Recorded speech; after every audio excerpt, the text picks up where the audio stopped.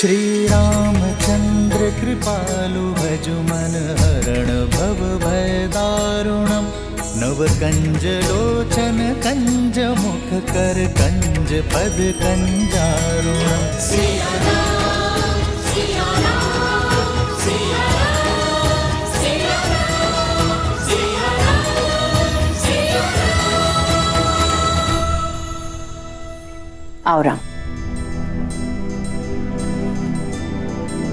तुम्हारे लिए कलेवा परोस दिया है, तुम्हारा प्रिय दही भात और राजभोग सब है, ग्रहण करो।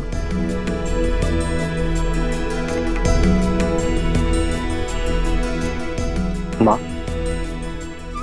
सीता का है? भोर की पूजा समाप्त नहीं हुई? रघुकुल की चारों पुत्र वधु भोर से ही तट पे हैं। महर्षि मुद्गल के कहे अनुसार छठी मैया की पूजा कर रही हैं।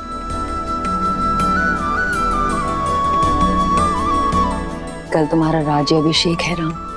कल के पश्चात बहुत से कर्तव्य, बहुत से दायित्व निभाने हैं तुम्हें। ऐसे में तुम्हारी अर्धांगिनी, तुम्हारी सीता, तुम्हारी शक्ति में भक्ति का बल डालने का प्रयास कर रही है। तुम्हारी लंबी आयु और अयोध्या के सम्मान के लिए प्रार्थना कर रही है। रघुकुल के दीप की सुरक्षा की प्रार्थना कर रही है। तब तो समय लगेगा माँ। कुछ खाया उन चारों ने? कहाँ? 12 प्रहर का उपवास है उनका, जो तुम्हारे राज्य अभिषेक से पहले ही समाप्त होगा।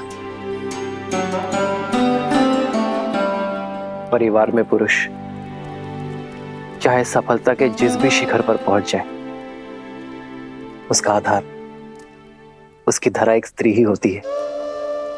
और माँ, घर की उन्नति में पति पत्नी दोनों ही भागी होते हैं ना, तो व्रत केवल स्त्री ही क्यों रखे?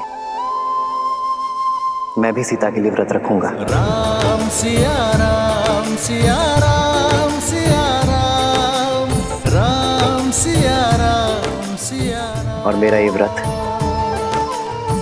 सीता के प्रति मेरे प्रेम और सम्मान का प्रतीक होगा। हाँ, मेरा राम जितना प्यारा पुत्र है, उतना ही उत्तरदायी पति भी है। राम सिया राम, सिया राम, सिया राम, राम सिया राम, सिया राम। प्रणाम ऋषिवर। कल सुबह सूर्य की पहली किरण के साथ ही श्री राम का राज्याभिषेक होगा और श्री राम जैसा धर्मात्मा राजा पाकर ये धरा धन्य हो जाएगी।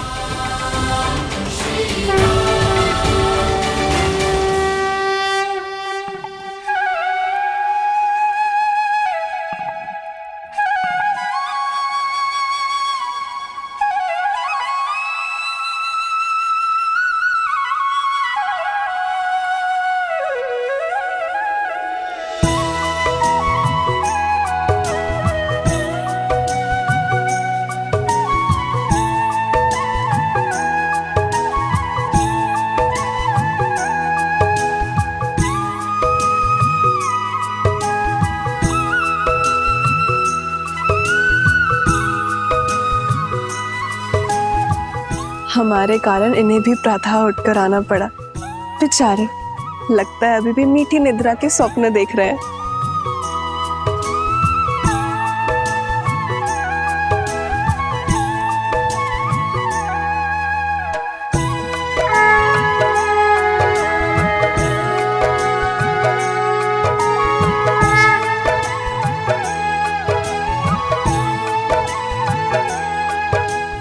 तो छठी माँ की पूजा हम अपने बच्चों के लिए रखते हैं, ताकि उनका जीवन सरल हो और कोई परेशानी ना हो।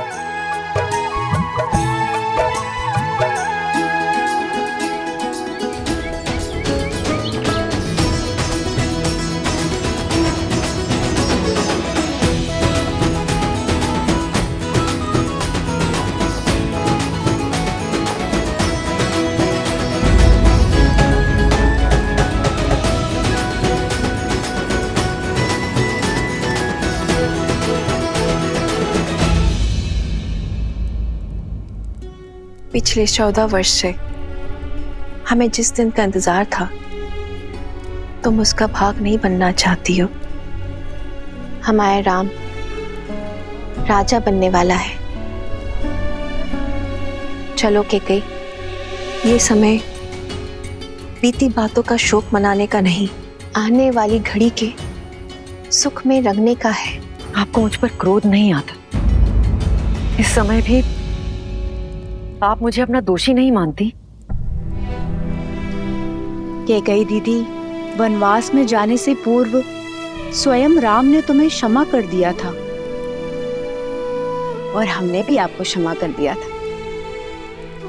मुझे राम के प्रति तुम्हारे प्रेम में न पहले कोई संदेह था न है। मुझे ज्ञात होता कि समस्त भूमि के राजाओं से मेरा राम राजधर्म सीखेगा, ज्ञान प्राप्त करेगा, तो वनवास का ये वचन पहले मैं मांग लेती। दीदी, आपके भीतर ममता ही नहीं, बुद्धि माता का सागर बहता है। धन्यवाद दीदी। तो दीदी, तनिक आप भी इस ज्ञान की गंगा में गोता लगा लीजिए। भूल का भार छोड़िए और पुत्र के राजाभिषेक में चलिए। सियावर रामचंद्र की, सियावर रामचंद्र की, सियावर रामचंद्र की, सियावर रामचंद्र की।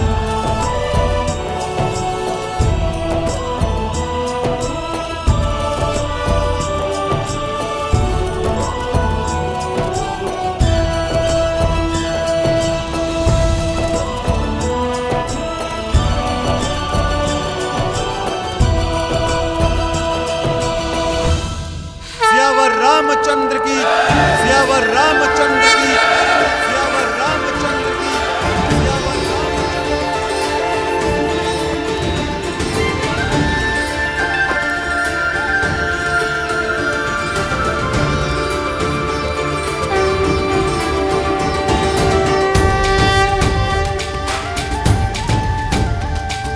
श्री रामचंद्र कृपालु भजु मन हरण भव भय दारुणम। श्री रामचंद्र कृपालु भजु मन हरण भव भय दारुणम। नव कंज लोचन कंज मुख कर कंज पद कंजारुणम। और हम राजगुरु वशिष्ठ के आने तक अयोध्या को तनिक और प्रतीक्षा करनी होगी। तब तक आप माताओं का आशीर्वाद ले लीजिए। आइए। अमित छवि नव नीला नीरज सुंदरम। पटपीत मानहु दड़ित रुचि सुचि नौमि जनक सुतावरम। श्री राम श्री राम, राम राम श्री राम, श्री राम श्री राम, राजा राम श्री राम।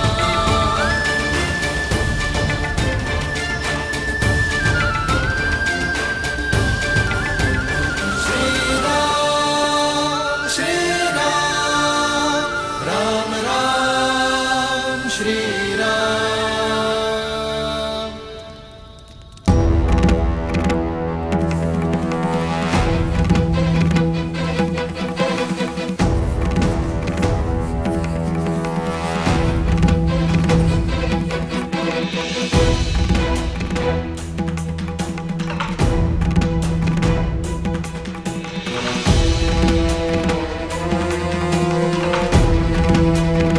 महर्षि पराशर, नक्षत्रों से उलझने के लिए अभी बहुत समय है। राज्याभिषेक में आपकी प्रतीक्षा हो रही है ऋषिवर।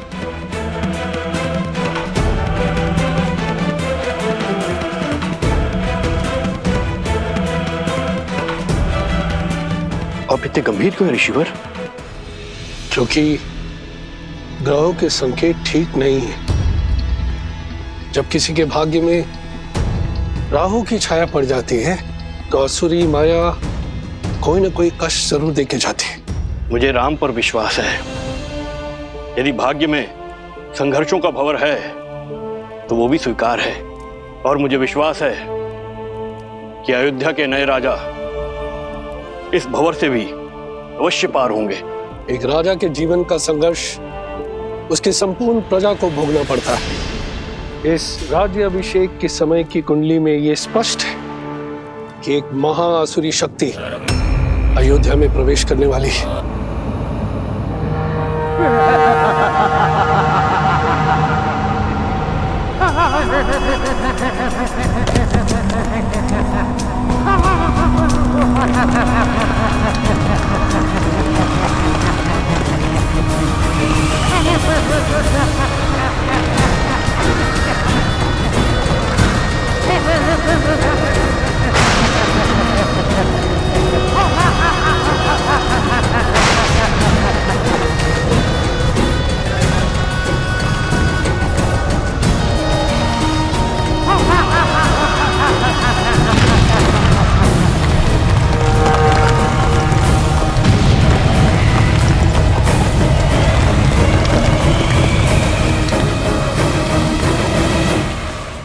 देवता सदा अयोध्या के आगे ढाल बनकर खड़े होते आए हैं ऋषिवर।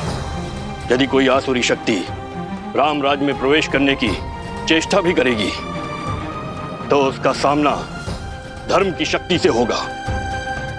आप आइए और राम को आशीर्वाद दीजिए। शुभ घड़ी में कुछ ही समय शेष है। आशा करता हूं कि इस बार भी आपके विश्वास की जय हो।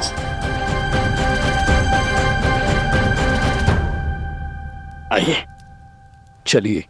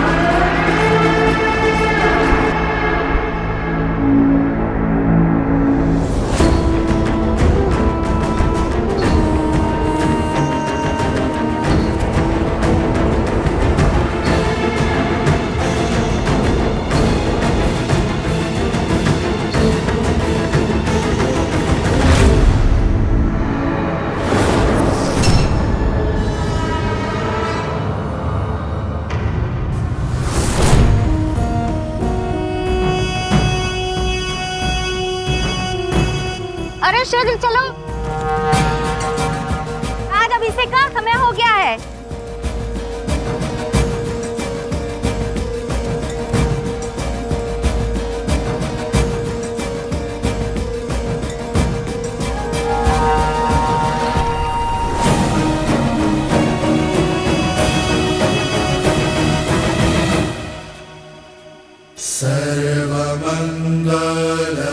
सर्वमंगलमांगल्ये शिवे सर्वार्थसाधिके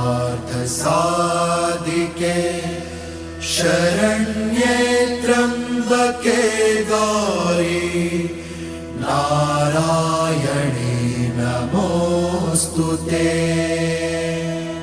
माता, जीवन के पग पग पर आपने महादेव का साथ दिया है। आशीर्वाद दे कि वैसे ही मैं भी सदा अपने श्री राम का साथ दे सकूं। सुख दुख की हर घड़ी में मैं राजा राम की पत्नी के रूप में सभी दायित्व निभा सकूं। नमस्तस्यै नमो नमः।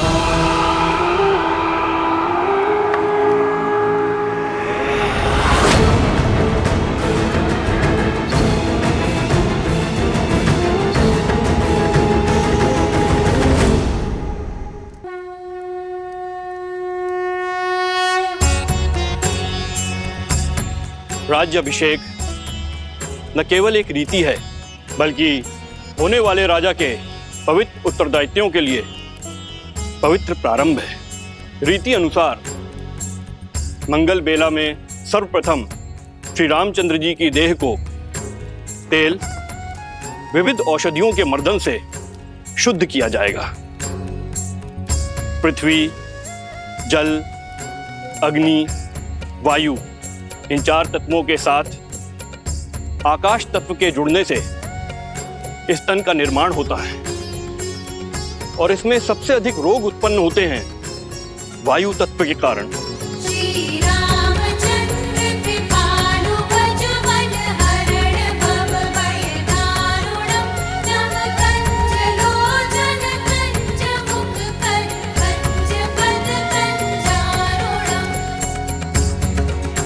वायु न केवल चलने या कार्य करने की शक्ति है, बल्कि मन में उत्पन्न होने वाले विचारों की अभिव्यक्ति भी है।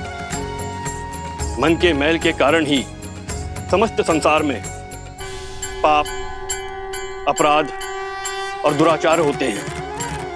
अतः मंत्रों से मन को बांधकर एवं तेल के मर्दन से वायु तत्व को शांत किया जाता है। पश्चात यह मन स्वच्छ हो जाता है और जिस राजा का मन स्वच्छ हो वह धैर्य और सहनशीलता का पर्याय होता है।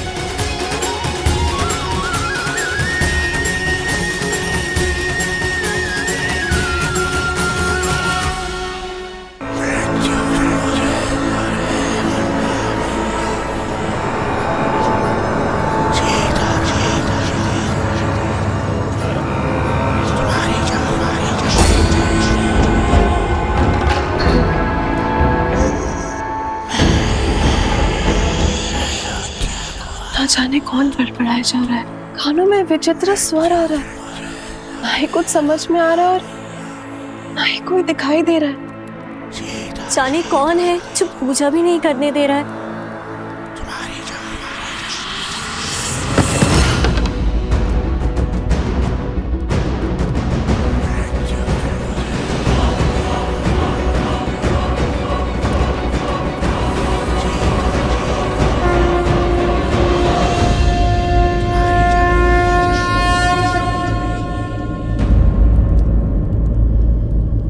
क्या हुआ उर्मिला, इतनी विचलित क्यों हो तुम? दीदी, आपको ये ध्वनि नहीं सुनाई दे रही? कैसी ध्वनि? मुझे तो कुछ सुनाई नहीं दे रहा है।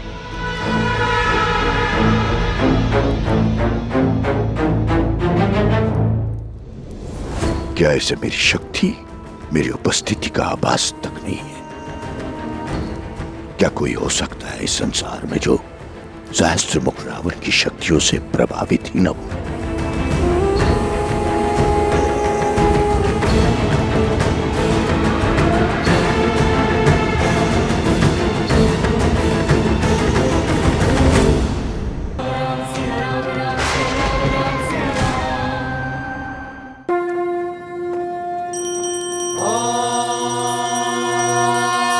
स्वस्ति न इंद्रो वृद्धश्रवाः स्वस्ति न पूषा विश्ववेदाः स्वस्ति नस्ताक्षो अरिष्टनेमि स्वस्ति न बृहस्पतिर्दधातु। ओम शांति शांति शांति। तेल के मर्दन से वायु तत्व शांत हो जाता है। तन के साथ साथ मन भी स्वच्छ हो जाएगा ताकि राजा सदा उचित मार्ग को चुने और धर्म का पालन कर सके।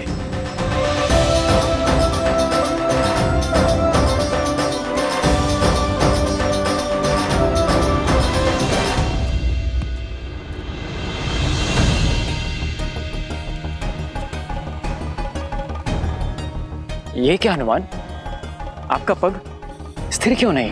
भैया, आप मुझसे पूछ रहे हैं? कारण तो आप ही हैं। मैंने क्या किया? भैया, आप तो भूल ही गए। जब मैं लक्ष्मण भैया के लिए संजीवनी बूटी का पर्वत उठाकर ले जा रहा था, आप ही का तो बाण लगा था मुझे। बस ऊपर आकाश से धरती पर धन से गिरा। भरत भैया, बड़ी विकट मोच आई थी मुझे इस पैर पे। परंतु उसके पश्चात तो आपने अपने बल और बुद्धि की पराकाष्ठा पार कर दी थी। पूरा का पूरा युद्ध लड़ा है आपने। उद्देश्य की पुकार में पीड़ा की चिंता कहाँ स्मरण रहती है लक्ष्मण भैया। आपके पग को भी तेल मर्दन करवाना पड़ेगा हनुमान।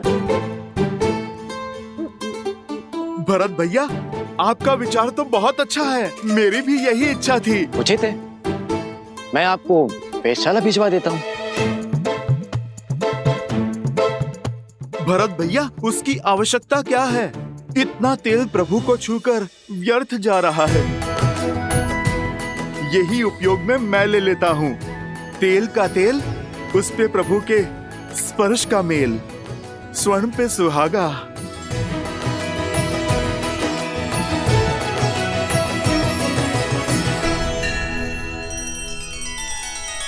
श्री रामचंद्र कृपालु भजु मन हरण भव भय दारुणम।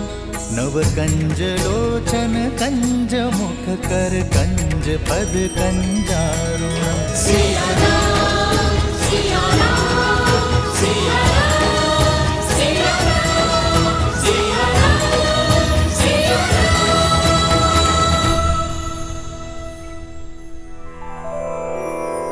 श्री गुरु चरण सरोज रज निज मनु मुकुरु सुधारी। बरनउँ रघुबर बिमल जसु जो दायक फल चारि। यही तेल प्रभु श्री राम को स्पर्श करके आया है, मेरे तन और मन को स्थिरता दे सकता है। समझ रहे हैं भरत भैया? सब समझ में आ रहा है लक्ष्मण। इनके पग की पीड़ा, इनके तन की अस्थिरता, सब बहाने हैं हनुमान के।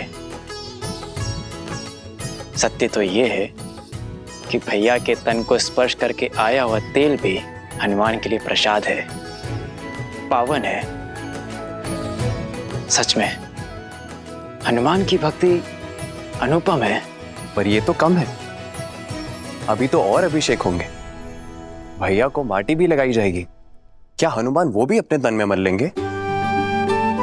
कहीं यह विचित्र दृश्य ना प्रस्तुत हो जाए। उचित कह रहे हो शत्रुघ्न। भ्राताओं, बहुत बड़ी भूल हो गई हमसे। सीता भाभी माँ के साथ ही रखना चाहिए था हनुमान को। अब और न जाने क्या क्या खेल दिखाएंगे ये। भरत भैया, जो पहले ना हो सका वो अब भी तो हो सकता है। अर्थात? हनुमान जी, एक कार्य तो शेष रह गया। हमें शीघ्र भाभी माँ को यहाँ बुलवाना होगा। वो क्या है कि भैया के शीश पर जब अयोध्या का राजमुकुट सजेगा तो उन पर प्रथम पुष्प वृष्टि करने का अधिकार तो भाभी माँ को ही है ना। तो समस्या क्या है लक्ष्मण भैया? प्रभु के कार्य में कोई भी विघ्न नहीं आएगा। राम लखन सीता सहित हृदय बसहु सुरभि।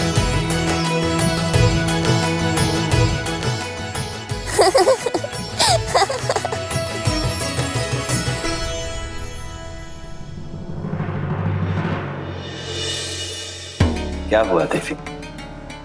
इस शुभ अवसर पर महर्षि पराशर के गंभीर मुखमुद्रा का कारण सोच रही हूँ।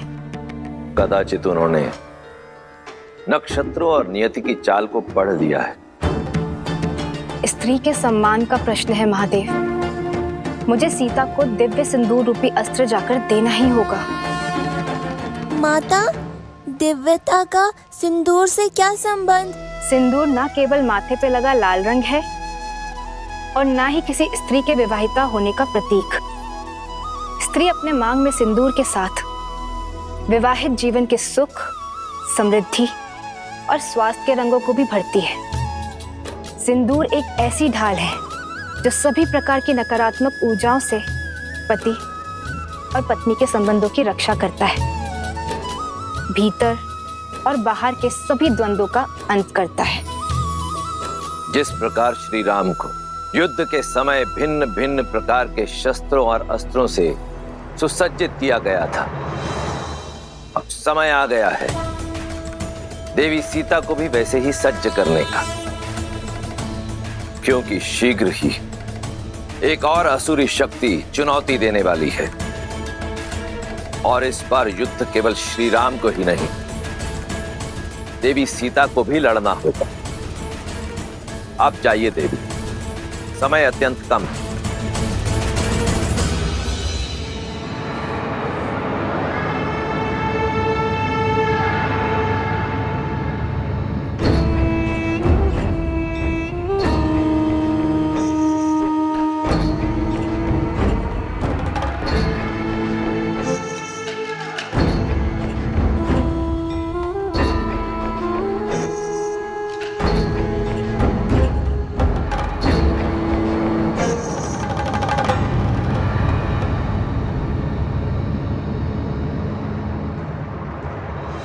अद्भुत, अप्रतिम है ये सुंदरी।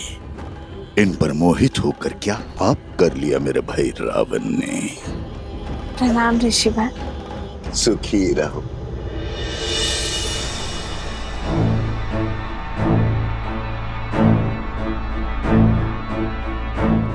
तुम्हारी सखिया कुछ विचलित लग रही है।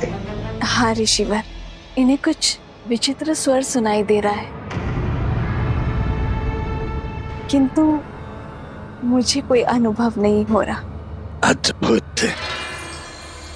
ब्रह्मांड में निरंतर अनेक ध्वनियां गूंजती रहती हैं। शब्दों और विचारों की तरंगे उठती रहती है। दुर्भाग्य होता है उन लोगों का जो उसे सुन नहीं पाते।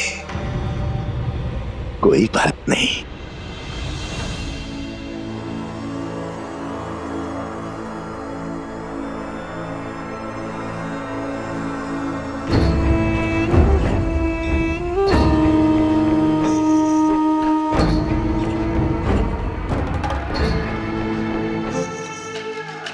मेरे हाथों से प्रसाद खा लो, सब सुना ही देगा।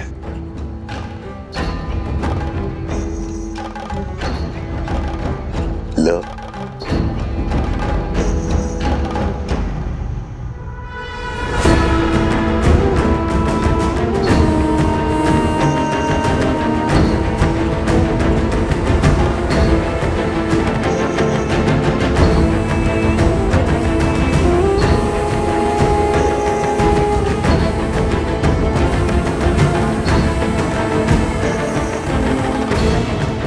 प्रसाद लेकर उसे ग्रहण न करना उसका अपमान होता है देवी। ग्रहण करो।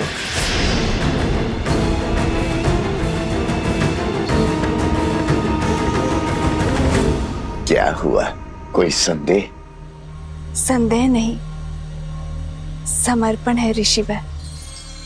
श्री राम के राज्याभिषेक के लिए मैंने व्रत रखा है। आज राज्याभिषेक के बाद ही मैं छठी पूजन का व्रत खोलूंगी। क्षमा कीजिएगा ऋषिवर, किंतु मैं ये प्रसाद अभी ग्रहण नहीं कर पाऊंगी। प्रणाम। कल्याण हो।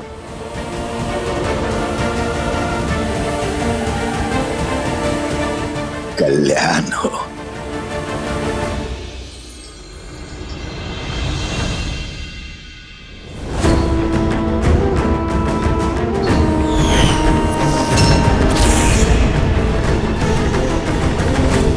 तेल अभिषेक संपन्न हुआ, अब मृदाभिषेक आरंभ हो।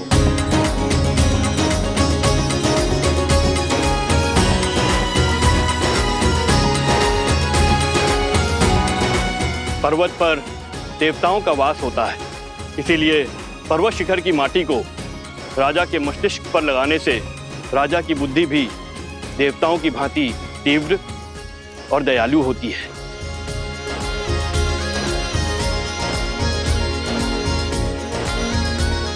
राजमहल के आंगन की माटी में शौर्य की गाथाएं, वीरों का रक्त धुला होता है और इस माटी को हृदय से लगाने से भावी राजा का मन दृढ़ होता है। जिसके मस्तिष्क में दृढ़ता हो और हृदय में दया हो, वही राजा प्रजा की सेवा कर सकता है, उसे संतान की भांति पाल सकता है। जय श्री राम, जय श्री राम, जय श्री राम, जय। अच्छा हुआ लक्ष्मण हनुमान को सीता भाभी माँ को लेने भेज दिया, अन्यथा हनुमान तो यहाँ माटी स्नान कर रहे होते अभी।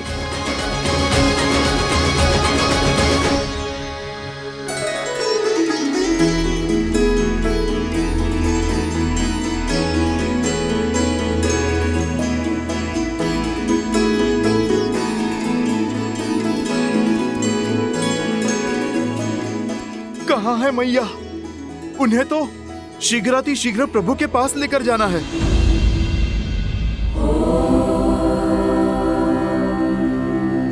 जगत पूजे जगत वंदे सर्वशक्ति स्वरूपिणी पार्वती देवी नमः।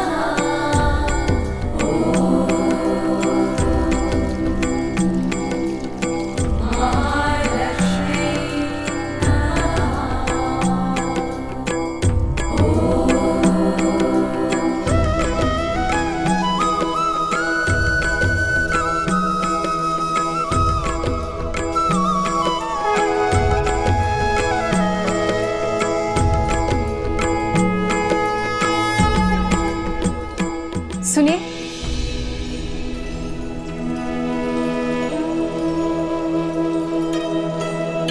जी ये आपके लिए है देवी।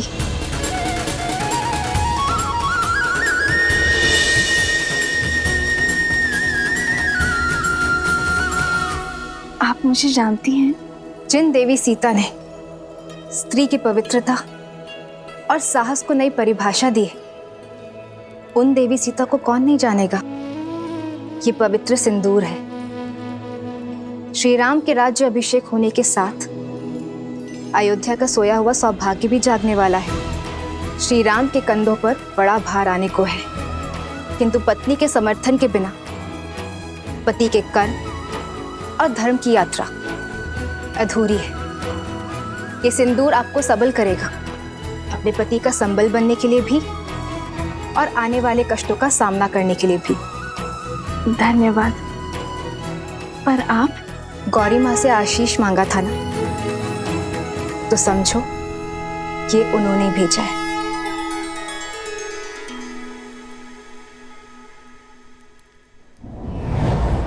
सर्वमंगल मांगल्ये शिवे सर्वार्थ साधिके शरण्ये त्र्यंबके गौरी नारायणी नमोस्तुते, नारायणी नमोस्तुते।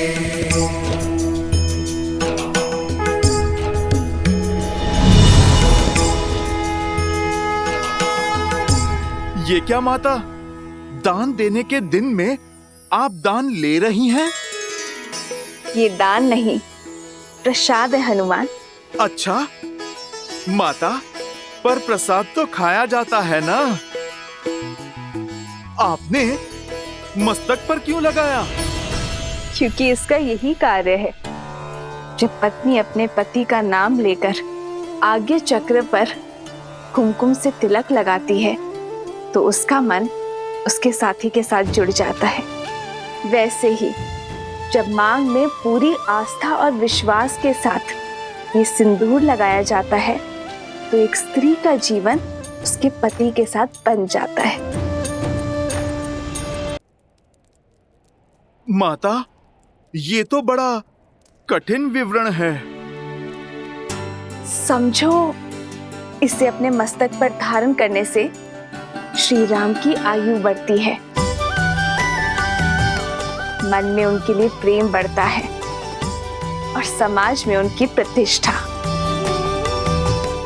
क्योंकि मेरे मन में केवल श्री राम है।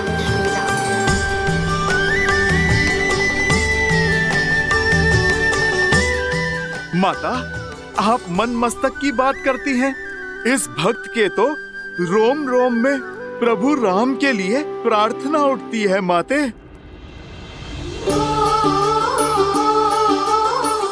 किंतु यदि मैंने अपने पूरे शरीर पर ये सिंदूर का लेप लगाया तो ये समाज मेरे पति का उपहास उड़ाएगा, मेरे प्रेम पर हंसेगा।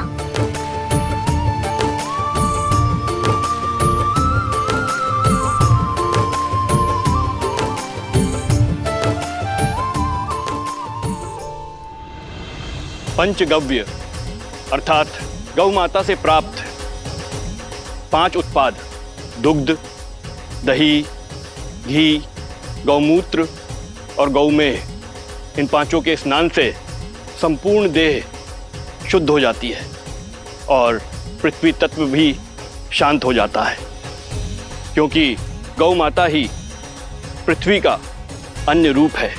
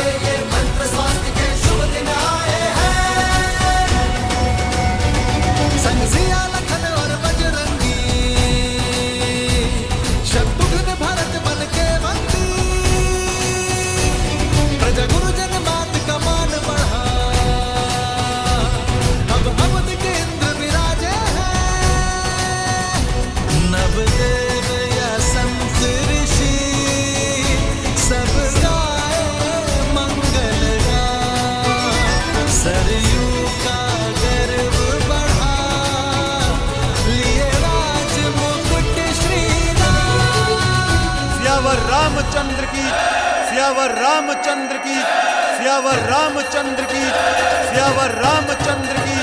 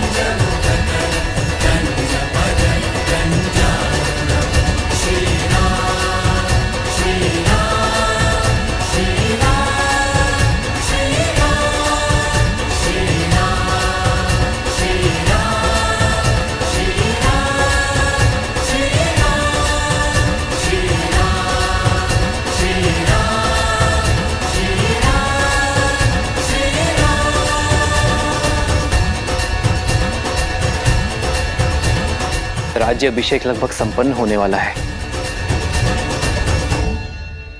पर मेरा हनुमान नहीं दिखाई दे रहा।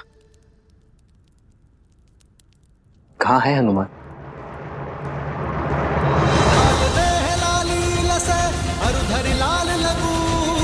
वज्र देह दानव दलन, जय जय जय